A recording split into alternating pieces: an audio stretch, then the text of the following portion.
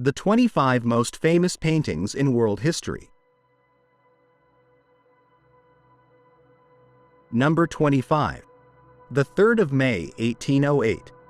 Francisco de Goya. Painted in 1814, Francisco de Goya's The 3rd of May, 1808 is one of the first graphic representations of human violence and suffering in the context of war. This monumental work depicts a historical event, the mass execution of Spanish citizens by Napoleonic troops after the uprising of May 2, 1808, in Madrid. Goya not only captures the horrors of war but does so in an innovative way, without heroic idealizations, focusing on the raw brutality of the moment. The central figure of the composition is an unarmed man with his arms outstretched in a gesture that has been compared to the crucifixion of Christ, symbolizing sacrifice and innocence. Goya uses light to emphasize the drama of the scene. The lantern illuminating the prisoner and other fallen individuals contrasts with the shadowy figures of the soldiers, who become mere killing machines, devoid of humanity. This use of chiaroscuro reinforces the grim nature of the scene and adds an almost theatrical dimension to the unfolding tragedy. Goya's realism is evident in the striking details: the blood on the ground, the piled bodies, and the terrified expression on the face of the man facing death. Instead of glorifying war, Goya condemns it by portraying the darkest and most devastating aspects of human conflict. The soldiers, lined up and anonymous, symbolize the dehumanization that occurs in times of war, while the civilians are presented as defenseless victims caught in the midst of violence. The work is an explicit denunciation of war and repression, and Goya does not hide his moral outrage over the crimes committed.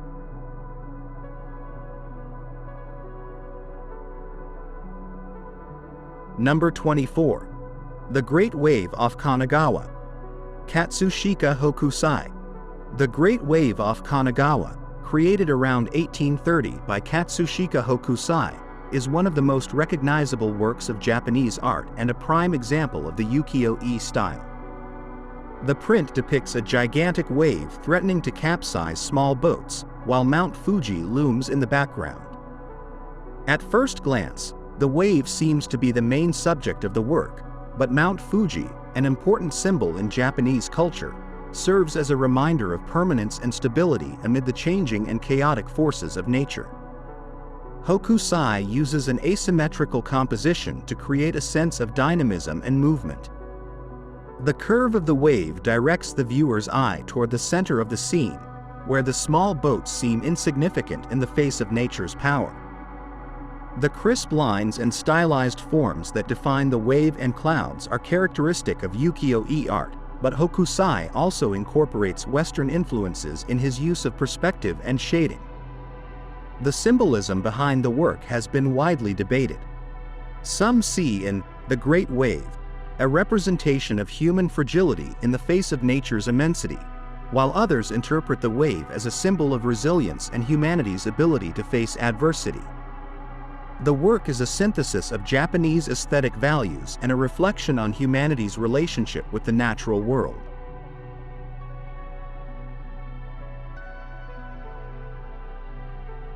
Number 23. A Sunday Afternoon on the Island of La Grande Jatte. Georges Seurat.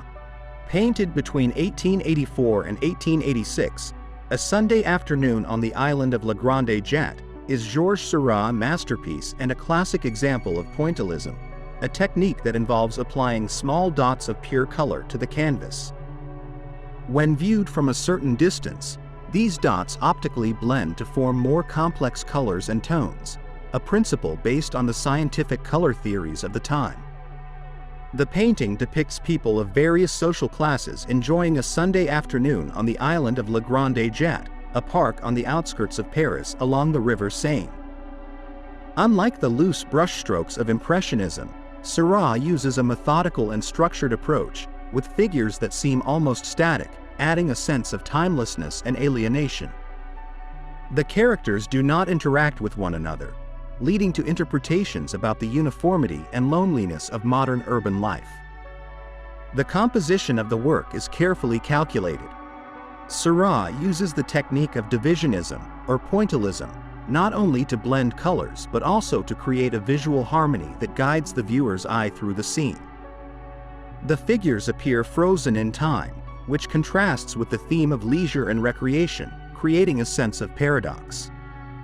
Each figure is outlined with precision, and the rigid posture of the characters creates an effect of monumentality, almost as if they were living statues.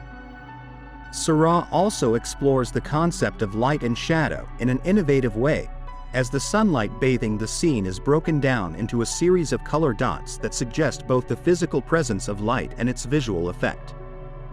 This technique contributes to the sense of a reality constructed more by perception than by direct experience.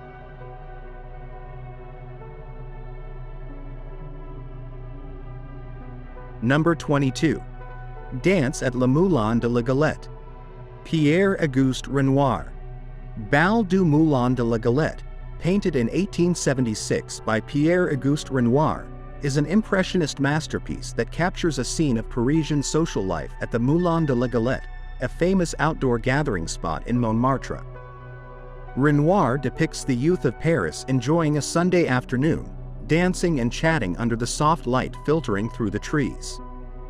The work is a testament to Renoir's ability to capture atmosphere and the feeling of movement through the use of loose brushstrokes and a luminous palette. The shadows and lights playing over the moving figures, painted with quick, loose strokes, create a sense of immediacy and spontaneity, which is a key characteristic of Impressionism. Renoir is not concerned with precise representation of details, but with evoking the festive spirit and social interaction that characterizes modern urban life. Unlike other Impressionist painters, Renoir shows a special interest in the representation of people and sociability. The characters in the painting are immersed in conversations and dances, and their faces express joy and participation in social life. Renoir also pays attention to the fashion of the time, capturing the dresses and suits of the dancers with details that add authenticity and historical context to the work. The painting's composition is subtly structured, with figures distributed in a seemingly casual but carefully organized way to guide the viewer's eye through the scene. This subtle structure creates a sense of dynamism without disorder, reflecting Renoir's ability to fuse movement and stability in a single composition.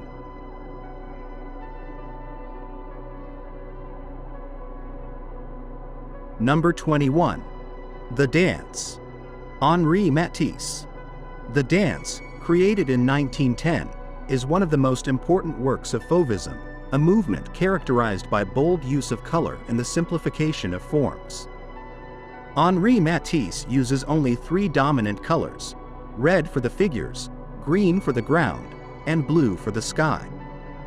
These flat, bright colors contrast strongly with each other, eliminating any attempt to represent reality literally and conveying a sense of energy and vitality that envelops the characters. The central theme of the painting is the joy of movement and connection with nature. The five figures, who seem almost floating, are engaged in a circular dance, a layout that symbolizes harmony, the cycle of life, and unity. The fluid and simplified line with which Matisse represents the bodies emphasizes the feeling of freedom and dynamism. The characters seem to have no specific individuality, but are symbols of human movement in its most essential form. Matisse created The Dance as part of a commission for Sergei Shchukin, a Russian collector of modern art. This work, along with its companion piece, The Music, reflects Matisse's interest in universal themes such as human vitality and communion with nature, themes he addressed throughout his career. The circularity of the composition invites the viewer to visually participate in the rhythm and cadence of the dancer's movement.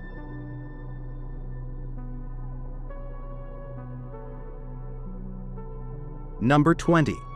The Arnolfini Portrait. Jan van Eyck. Painted in 1434, the Arnolfini Portrait by Jan van Eyck is one of the most important works of the Northern Renaissance and a milestone in the history of Western art.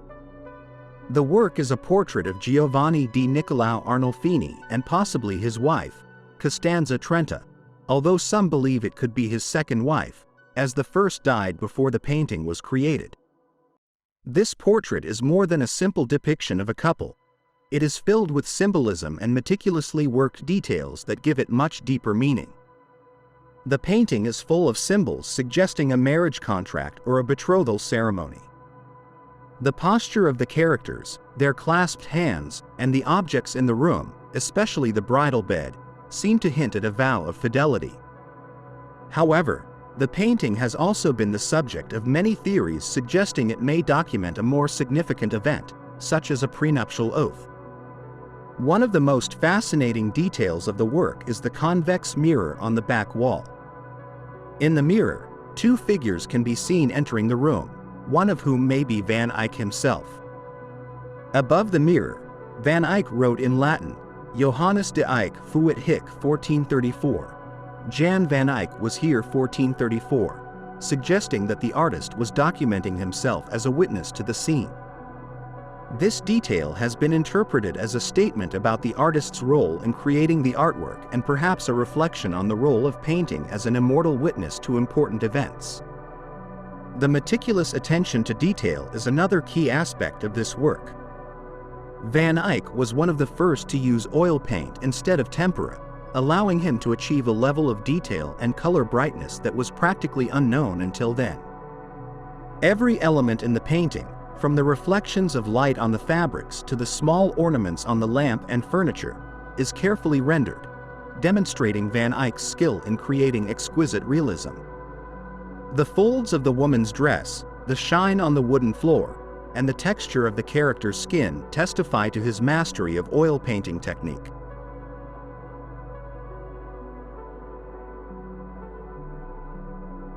Number 19. The Virgin of the Rocks.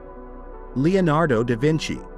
The Virgin of the Rocks is a fascinating work by Leonardo da Vinci, created in two versions, one between 1483 and 1486, and the other between 1495 and 1508.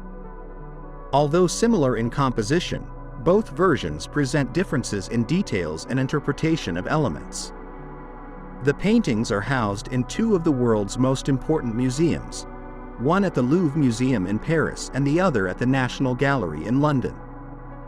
The painting depicts the Virgin Mary with the infant Jesus, the young John the Baptist, and an angel, all situated in a rocky landscape that evokes a mystical atmosphere. The use of rocks as a backdrop is not merely decorative but carries deep religious symbolism.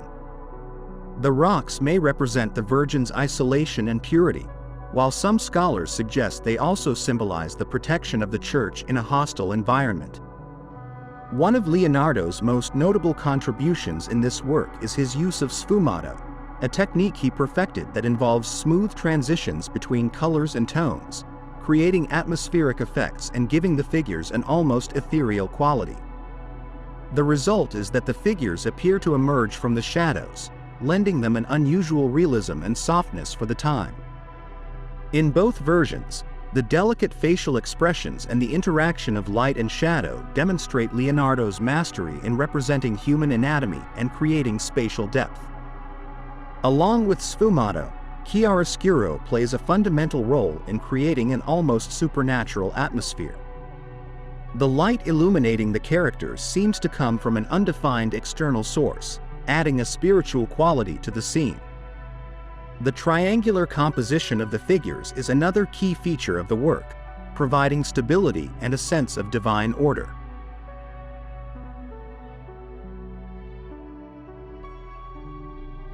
Number 18. The School of Athens. Raphael. The School of Athens is one of the most representative frescoes of the Italian Renaissance, painted between 1509 and 1511 by Raphael in the Vatican's Apostolic Palace. The work celebrates classical knowledge and is an idealized representation of the greatest philosophers, mathematicians, and scientists of antiquity. At the center of the composition are Plato and Aristotle, walking and discussing, symbolizing the duality of philosophical approaches. Plato points upwards, alluding to the world of ideas, while Aristotle gestures downwards, referring to the empirical and earthly world. Raphael fills the composition with iconic figures from the history of thought, such as Socrates, Pythagoras, Euclid, and Diogenes, each represented with attributes that identify them. However, one of the most notable features of the work is how Raphael integrates his contemporaries into this classical scene. For example, the face of Leonardo da Vinci is used to represent Plato, while Michelangelo is portrayed as Heraclitus, seated in the foreground in a melancholic and reflective posture. The precision of the linear perspective is one of the greatest technical achievements of the work. The architectural lines converge at the central point where Plato and Aristotle stand, reinforcing their importance as pillars of philosophical thought. The monumental architecture surrounding the characters, with vaults and arches, reflects the Renaissance ideal of harmony and proportion, inspired by classical Roman structures.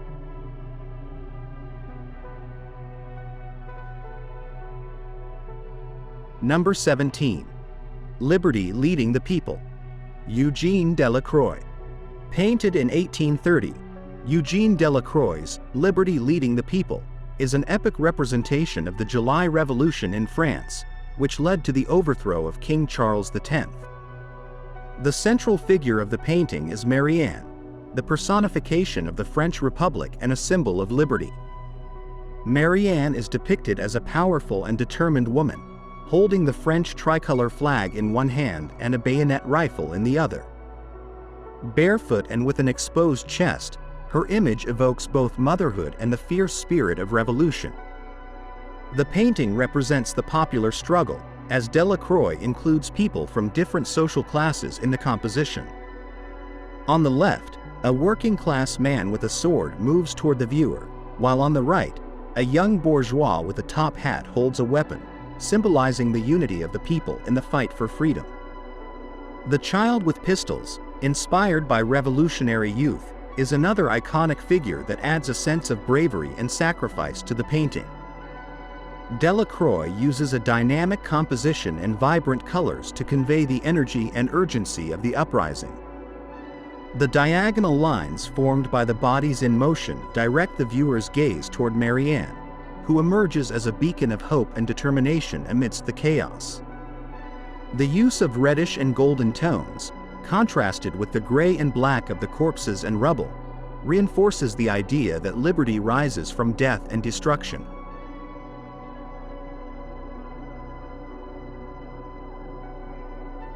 Number 16. American Gothic. Grant Wood. Painted in 1930, Grant Wood's American Gothic is one of the most iconic images of American culture. The painting shows a middle-aged man dressed as a farmer holding a pitchfork, with a younger woman standing beside him, in front of a Carpenter Gothic-style house. The models for the characters were the artist's sister, Nan Wood Graham, and his dentist, Dr. Byron McKeeby.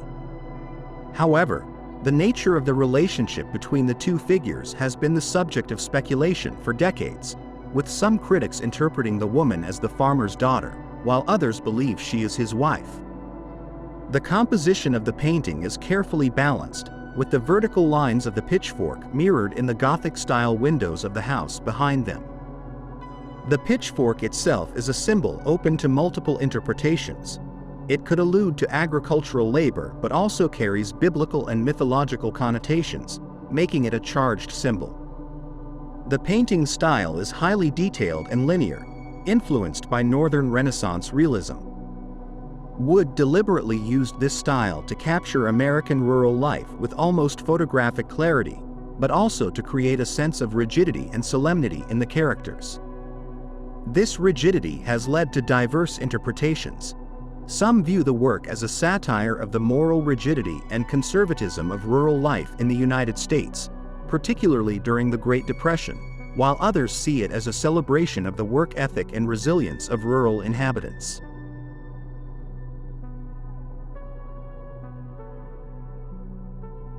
Number 15. The Garden of Earthly Delights. Hieronymus Bosch.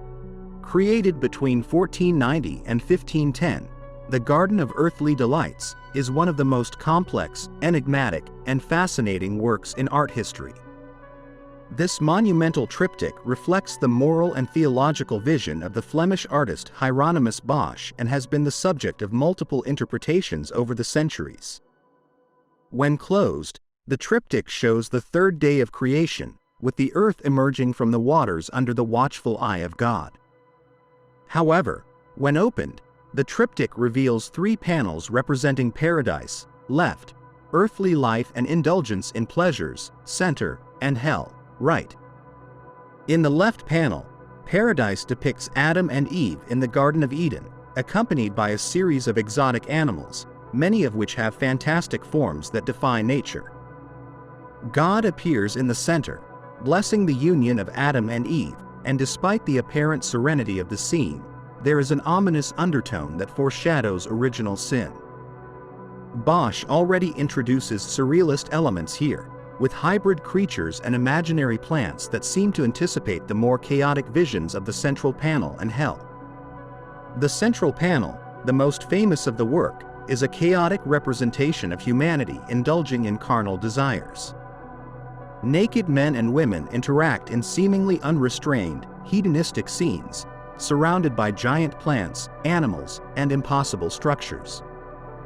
This panel has been interpreted as a warning about the dangers of sin and lust, as lack of moderation and self-control inevitably lead to the damnation depicted in the right panel.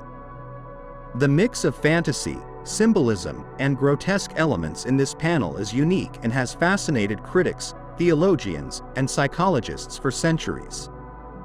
Some interpret the central panel as a representation of the world before the flood, where humanity fell into total decadence. The right panel is perhaps the most disturbing, a vision of hell where souls are punished for their sins in scenes of torture and suffering. Bosch deploys limitless creativity in representing these punishments. Musical instruments become tools of torment, while demonic creatures torture sinners in grotesque and surreal ways. Bosch's hell is a place of absolute chaos, full of disturbing images that resemble a living nightmare. The meticulous detail in the representation of these torments reinforces the idea that the work is, in part, a moral warning about the consequences of a lack of virtue.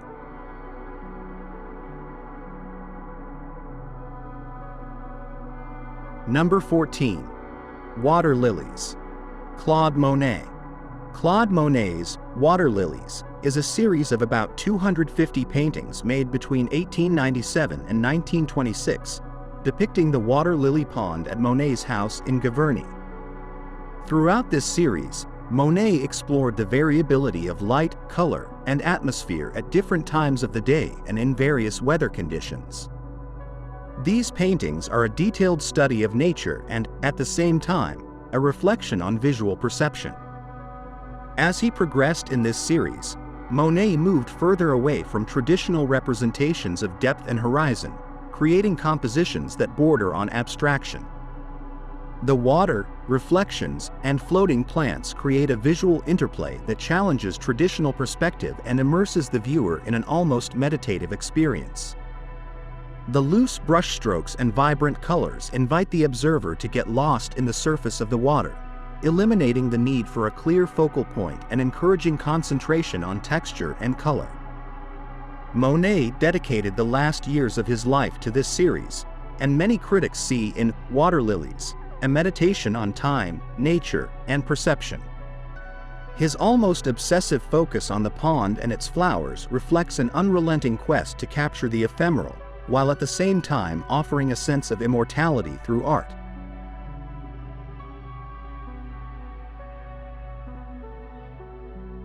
Number 13. Impression, Sunrise. Claude Monet. Painted in 1872, Claude Monet's Impression, Sunrise, is one of the most important works in modern art, as it gave the Impressionist movement its name. The painting captures a morning scene in the port of Le Havre and is a perfect example of how Monet and the Impressionists sought to capture the subjective perception of the moment rather than an accurate representation of reality. Monet's technique is key to understanding the work. He used loose and quick brushstrokes to capture the changing light and atmospheric effects of the fog and sunrise. The soft color palette, including tones of blue and gray, accented by the orange glow of the sun, creates an ethereal and calm atmosphere. Monet was not concerned with minute details but with the overall impression the landscape left on the viewer, which represented a radical break from traditional academic painting techniques. The painting was exhibited in 1874 at the first Impressionist exhibition and received much criticism. Critics mocked the work, saying it seemed unfinished, like a mere impression, rather than a completed artwork. However, this unintended critique gave a name to a movement that would change the course of art history, as the Impressionists challenged established conventions and embraced subjectivity and the fleeting effects of light and color.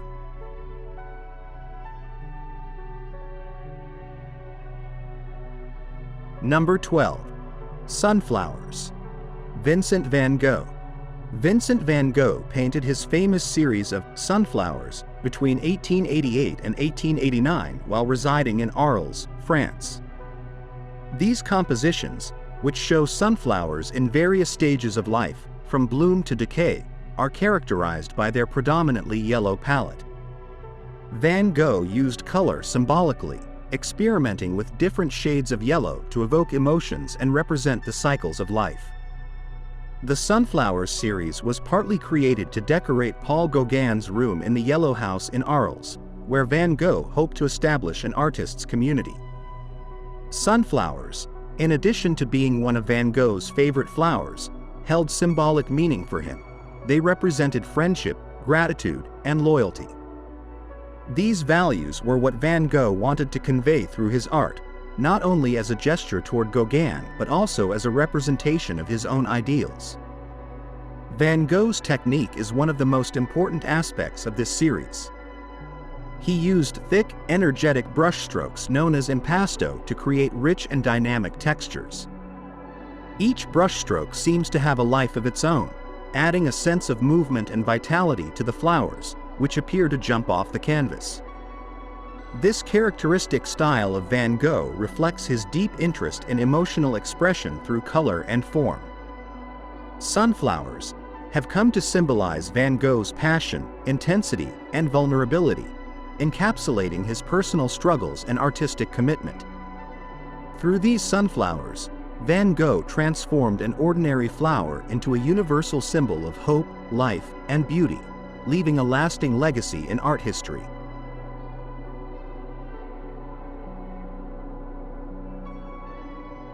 Number 11. The Kiss. Gustav Klimt. Created between 1907 and 1908 during Gustav Klimt's golden period, The Kiss is a masterful representation of intimacy and love. This work is iconic not only for its visual beauty but also for its ability to combine the physical and spiritual in a single image.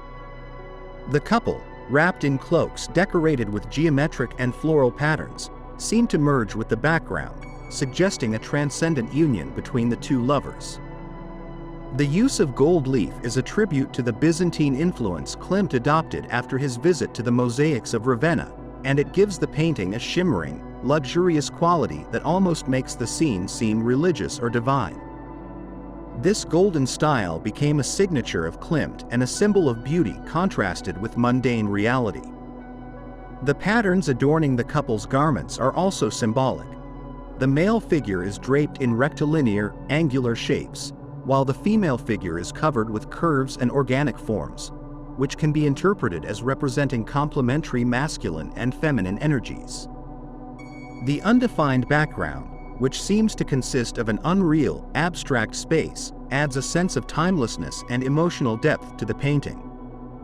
The figures seem suspended between the real and the ideal, the earthly and the spiritual. This approach resonates with the themes of sensuality and spirituality that Klimt explored throughout his career. The Kiss is not only a celebration of physical love but also of universal and eternal love.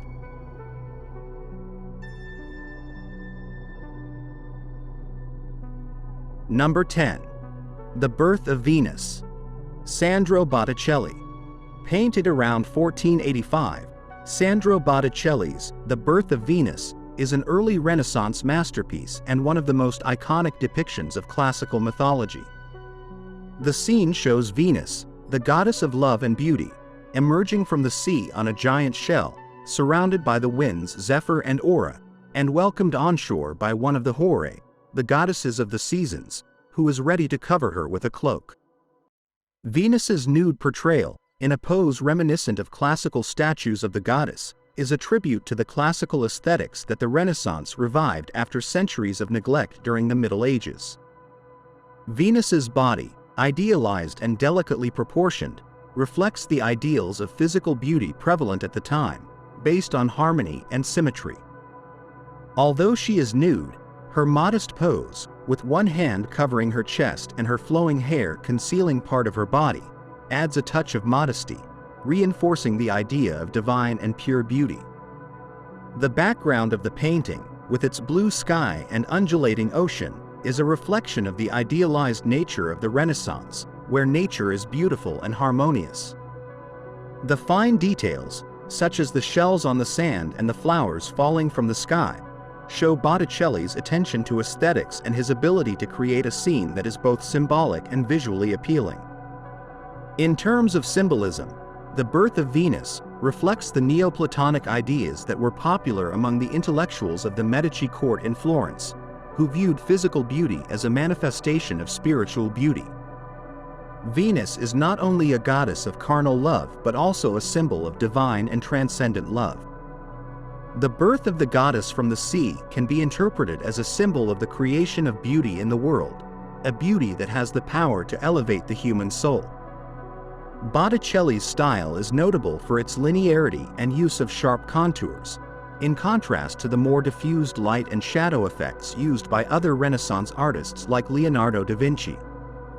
In The Birth of Venus, the figures appear almost ethereal, with their graceful movements and idealized appearance, as if they belong to a world outside of time and space.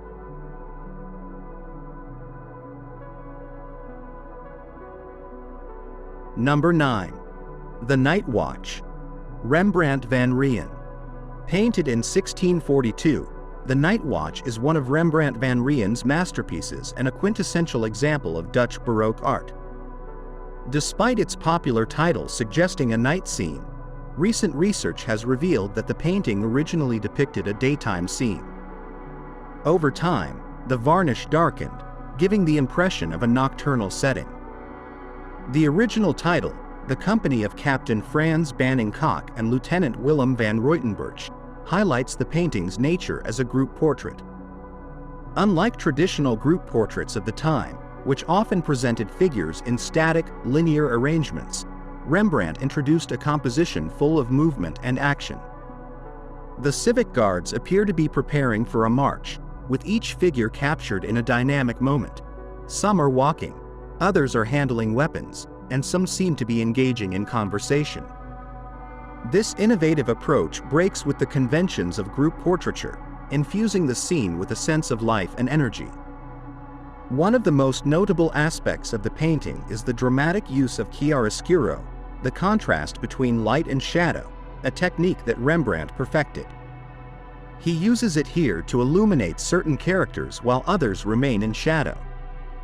This use of light not only adds depth and volume to the scene but also directs the viewer's attention to key figures, such as Captain Banning Kock and Lieutenant van Ruytenburch, who are dressed in black and gold, respectively. The light also plays a symbolic role, emphasizing the importance and leadership of these individuals within the group. Rembrandt also uses the painting to create psychological drama between the characters. In earlier group portraits, figures often appeared with neutral expressions, but here Rembrandt explores a range of emotions, from concentration and seriousness to camaraderie and unease. This human and emotional approach is characteristic of Rembrandt's style, as he always sought to capture the psychological essence of his subjects.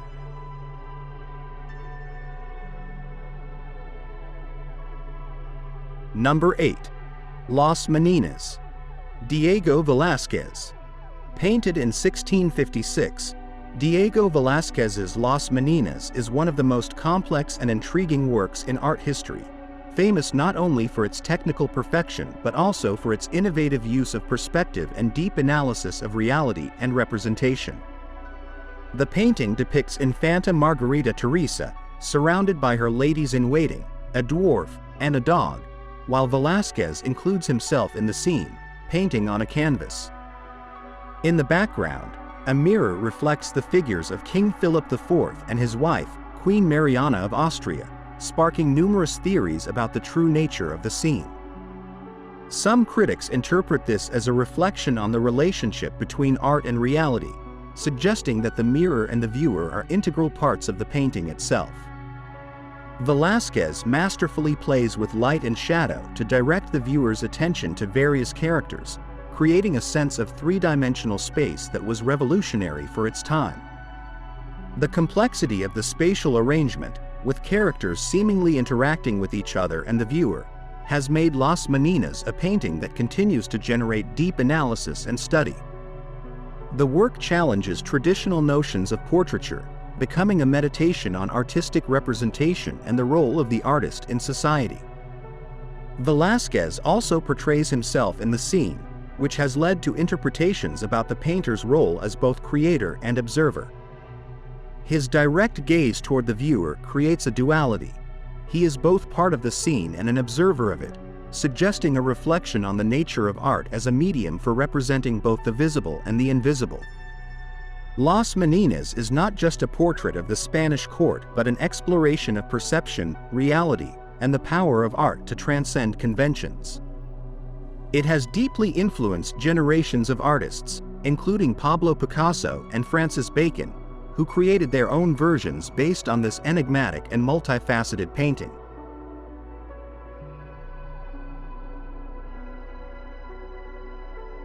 Number 7. The Creation of Adam. Michelangelo. The Creation of Adam is one of the most recognized scenes from the fresco that adorns the ceiling of the Sistine Chapel in the Vatican, painted by Michelangelo between 1508 and 1512. This work is not only a biblical representation of the moment when God gives life to Adam, the first man, but it is also loaded with philosophical and theological symbolism. In the painting, God appears surrounded by angelic figures, floating in a mantle that some scholars have interpreted as the shape of a human brain, suggesting the idea that the creation of Adam is also the creation of human intellect. This has led to theories about the influence of Neoplatonism, a philosophical current that combined Platonic teachings with Christian ideas, on Michelangelo's work. According to this interpretation, God not only grants life to Adam but also reason and consciousness.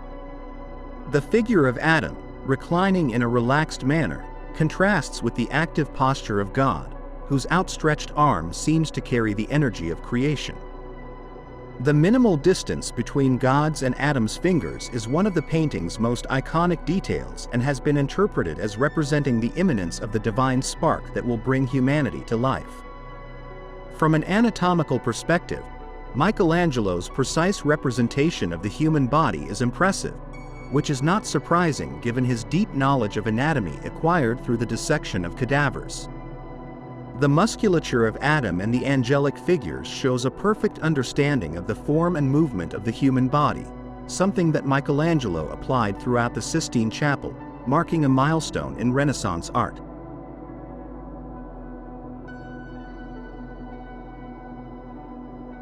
Number 6.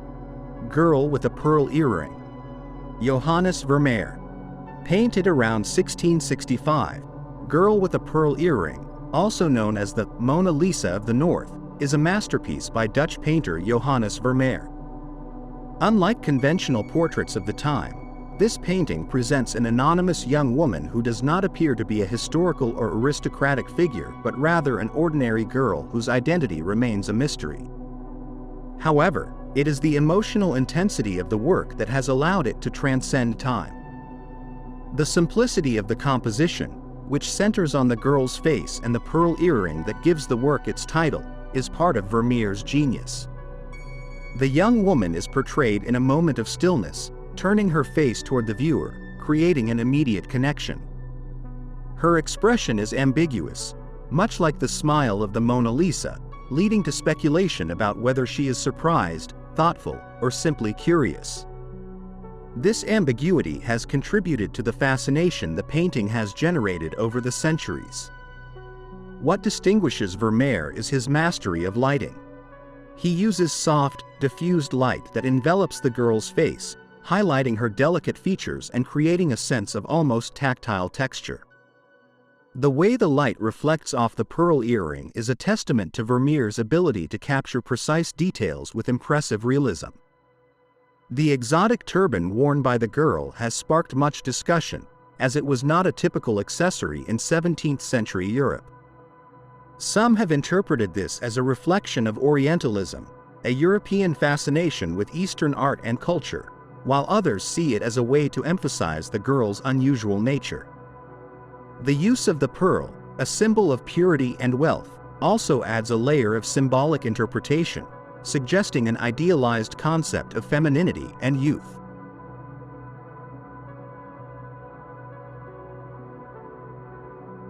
Number 5. Guernica, Pablo Picasso. Painted in 1937, Guernica is a monumental work both in scale and significance, created in response to the bombing of the Basque town of Guernica by German and Italian planes during the Spanish Civil War. This painting is one of the most powerful anti-war statements ever created, and it is imbued with symbolism that transcends time and place. The chaotic composition of the painting reflects the suffering of civilians during the bombing, and the resulting desolation is palpable. Picasso employs a monochromatic palette of grays, whites, and blacks, which enhances the sense of despair and mourning. The use of black and white also evokes images of war photojournalism and documentaries, giving the painting a raw, realistic quality. One of the most discussed elements is the presence of the bull and the horse. The bull, on the left side of the painting, has been interpreted in various ways. Some see it as a symbol of brutality and darkness, while others interpret it as a representation of Spain itself. The horse, in the center, is an agonizing figure that seems to be in the throes of death, possibly alluding to the innocent victims of war. Symbolically, each element of Guernica seems to serve a dual purpose. The eye-shaped light bulb at the top of the painting has been interpreted as a critique of modernity and technology, which, rather than bringing progress and well-being, has been used for mass destruction.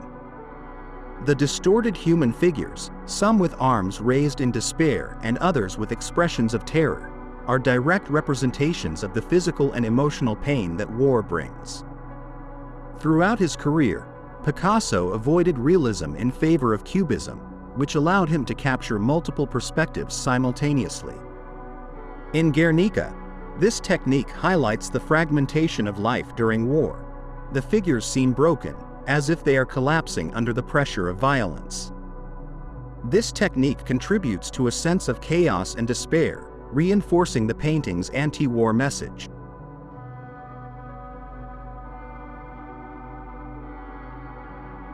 Number 4. The Scream, Edvard Munch. Created in 1893, The Scream is a foundational work of expressionism and one of the most recognizable images in modern art. The painting depicts an androgynous figure seemingly either screaming or hearing a piercing scream while standing on a bridge beneath a swirling red sky. Munch explained that the inspiration for the painting came from a moment when he felt a profound sense of anxiety while walking with friends, which led him to experience a scream throughout nature. What makes the scream so impactful is Munch's ability to convey raw emotion through distorted lines and colors. The curvilinear lines that dominate the composition, both in the figure and the sky, reinforce the sense of overwhelming anxiety, while the use of red in the sky suggests emotional agitation and chaos. Unlike traditional artistic styles that aim for a realistic representation of the world, Munch used art to express psychological angst and the isolation felt by modern individuals.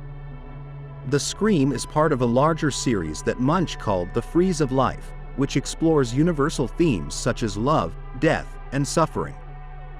The figure at the center of the painting has been seen as a symbol of existential isolation and the alienation felt by individuals in modernity, a theme that resonated deeply in the 20th century with the advent of world wars and social crises.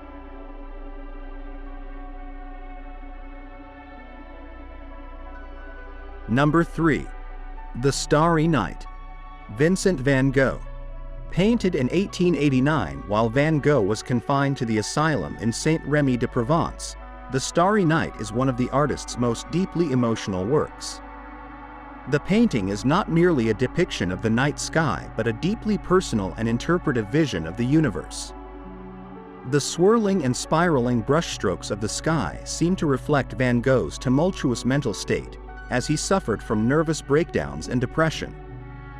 The contrast between the bright stars and the calm village below creates a dichotomy between the natural and human worlds, underscoring the connection but also the distance between the vastness of the cosmos and the smallness of daily life. The dark cypress tree rising in the center of the composition acts as a visual connection between the earth and the sky, an element often interpreted as a symbol of death and eternity in Van Gogh's works. Although Van Gogh was not entirely satisfied with The Starry Night and considered it inferior to his more realistic works, the painting has become one of the most influential pieces in modern art.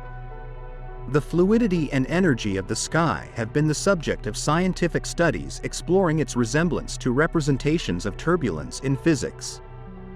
Furthermore, the painting has been studied in the context of mental health, as it reflects the artist's internal struggle with his own psyche.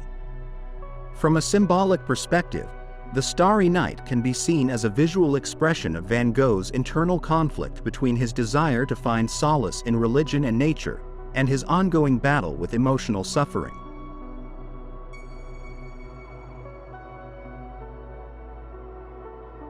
Number 2. The Last Supper. Leonardo da Vinci.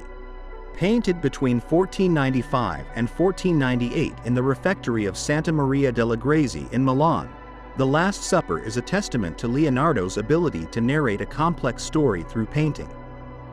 The scene depicts the pivotal moment when Jesus announces that one of his apostles will betray him, capturing a range of emotions on the disciples' faces, from astonishment to disbelief and suspicion. Rather than presenting the apostles uniformly, Leonardo introduces a group dynamic that shows the characters' various reactions, humanizing the biblical figures and allowing viewers to connect with them emotionally. One of the painting's most outstanding achievements is its use of linear perspective. All the lines in the painting converge at the vanishing point located at Jesus' head, underscoring his centrality both in the chromatic restorations and environmental deterioration. From a symbolic standpoint, every detail in the painting seems meticulously calculated. The figure of Judas, the betrayer, is not identified by an exaggerated expression of malice but by the shadow cast over him and his isolation within the group, reflecting his imminent betrayal. This deep psychological focus, where internal emotions are subtly revealed through posture and expression, is a hallmark of Leonardo's style.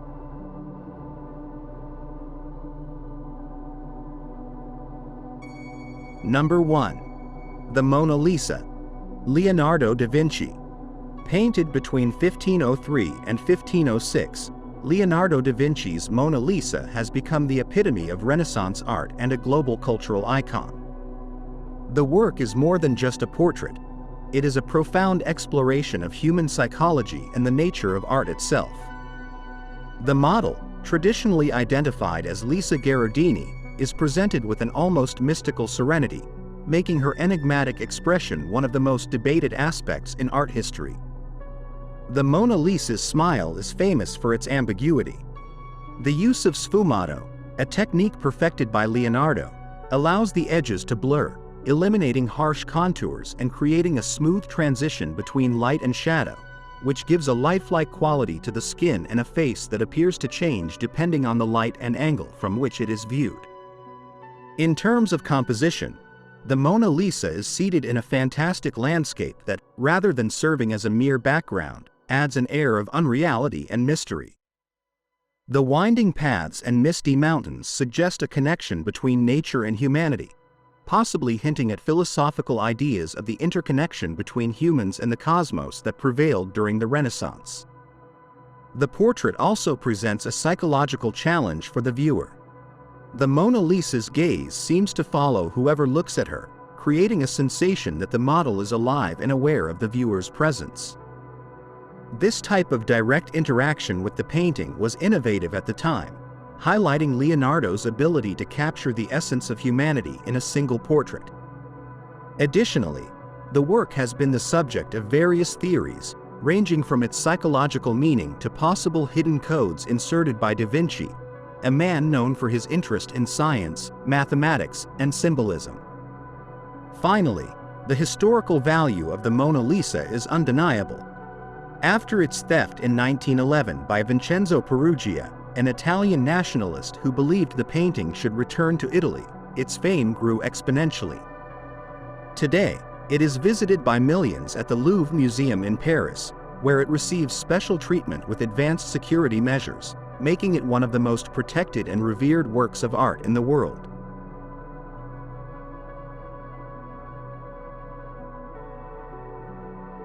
Thank you for watching our video. Subscribe to our channel for more videos like this. Give it a like, comment your thoughts, and share this video with your friends and family.